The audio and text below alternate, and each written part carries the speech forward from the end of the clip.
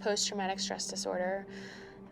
I still use the D. It's just something I hear. A lot of people say PTSD, they're trying to drop the disorder. I haven't gotten to that point yet, but you know, it's a mix of a lot of different things. It affects everyone differently. I have the flashbacks, right? So I can be sitting here talking to you about it, but in my head, I'm picturing all of this. I can still smell the smells of, you know, burnt skin and death, right? It's something that'll never go away. I got very angry, you know, I was breaking things. I just would have these rages and never harmed anyone except for myself. I had dropped out of college a couple years into it, and I kind of didn't really have a path in life. I'd quit music. I was stuck in a small town down in southern Colorado with my grandmother and a good close family friend who was like a dad to me, and he was retired Army, and he's like, have you ever thought about joining the military? And I was like, no, I would fail miserably at the military. And he's like, I don't think you will, and you know, you can go back to school, you can get out of this town, you can, you know, make a life again for yourself. Well, what the heck? So he drove me down to the recruiter station. Slowly, as the time went on, you know, probably by the middle of the training, I was like, oh, okay, this isn't too bad. It's an amazing feeling to feel part of something so much greater than your small town, or you're serving your country now, and that's pretty big. You have all your battle rattle on, your gear, your helmet, right? And they turn the lights off and they're doing a nosedive landing because, you know, they have to do a combat landing in case, you know, they're shooting mortars at us. And that's the moment where you're hanging off your seat, and the only thing keeping you in are these straps, and you realize this is happening, this is real, this is no joke, this isn't training anymore. I was originally a civil engineer. I was pursuing my degree to go to physician's assistant school through the Air Force. And so my commander, you know, almost as soon as I got there, learned this is what I'm doing, this is what I'm passionate about. And so he released me from work duty to go work as a medic in the hospital, in the trauma hospital. I had just enough of that knowledge to get me through. Everything else is all hands-on.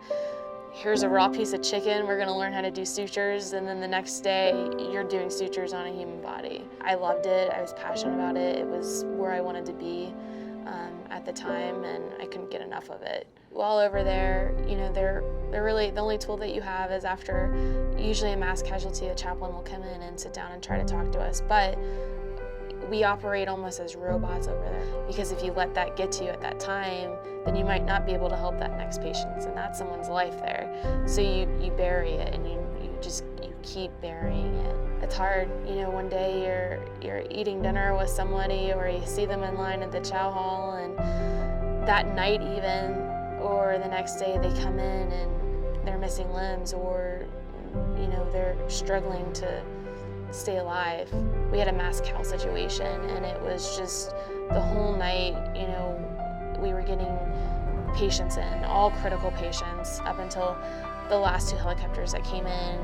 We thought they were still alive patients, and they all ended up being dead bodies. And most of them were not intact. My uniform's kind of drenched in blood, and it's all over me, and I wasn't talking, and we were supposed to do this whole squadron dinner, and I show up and I completely lose it. The previous wars, World War I, World War II, Korea, Vietnam, shell shock, right? It wasn't even talked about. You come home and you go back to work, and that's it. War's over. And, you know, with those guys, they're on a ship coming home, so they have about 30 days to debrief and, you know, kind of try to heal a little bit. Us, we're in Afghanistan one day, 2 days later, we're in King Soopers shopping at the grocery market. I was in bed, sick, hardly eating, didn't want to see anyone. And that's kind of when the flashbacks and everything that I had just witnessed over the last 6.5 months started to come back to me. There's just this huge stigma in the military about it, and I was, no, I'm fine, I'm gonna get through this. It was a really bad day at work. I'm getting in trouble, I'm getting written up. You know, I went from being at the top to the very bottom now, and got in an argument with my supervisor, again, telling me to suck it up, and what's wrong with you? Why are you acting, you know, just very negative connotation with that. And I went home and started to drink, and I took a heavy overdose of heavy painkillers and then grabbed one of my combat knives and cut a hole in my arm and slashed part of my artery, and I was about to give up on life. My commander, senior, all these people were looking over the bedside, and they're like, we're here to help. I'm like, I've been coming to you for 6 months asking for help. It took me hurting myself for you to finally realize I actually needed some help. It was hard, you know, and a couple days into it, my group commander comes up to me and says, welcome back, and then says, your generation just doesn't know how to fail. And there's the stigma again, right? Now this is I failed. I failed at being an airman, I failed at being an NCO, and I failed at being a human being because I tried to take my own life. 22 veterans take their lives a day with that 75 attempt. Now this is an incomplete study, but 22 is the number that everyone uses, and that's just veterans. That's not active duty members, right? And the hardest time for a military member is a transition from active duty to civilian life. It's gonna take veterans like myself and sharing the story and trying to get out there for them to really realize doing a computer-based training slide on suicide prevention is not how to handle this. This is not how you're gonna prevent it. This is not gonna make a difference.